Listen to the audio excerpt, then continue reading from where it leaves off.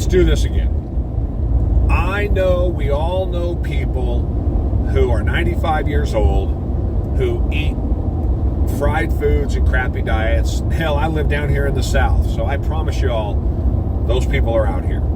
I love it how that's the stuff that's thrown in my face for people to tell me how what I'm telling them about carbs and sugars and alcohol isn't reality.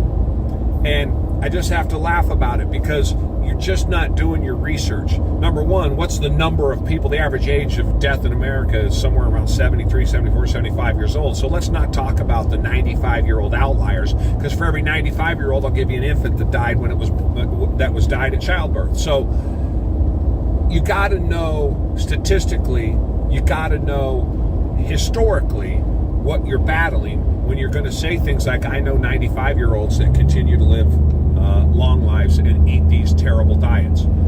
Yes, you do. But here's the reality.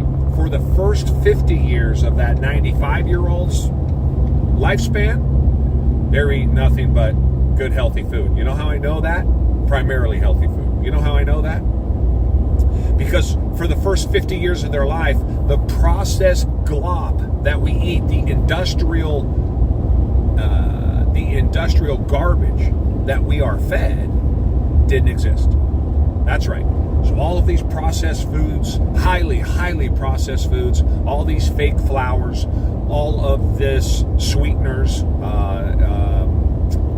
the syrups, all of that garbage, it didn't exist. At least it didn't exist for human consumption. Many of the things, if you go back and look at the history of Crisco and other things, you'll learn that they use that stuff to lubricate machinery. And now, starting in the middle 70s, they figured out that they can feed it to you, and it's a hell of a lot cheaper, and they can make a hell of a lot more money, and they can hook you on it because it's cheap, quick energy that your body is going to soon crave. Rather than eating its fat, it allows it to store that fat, and your body's going to crave it.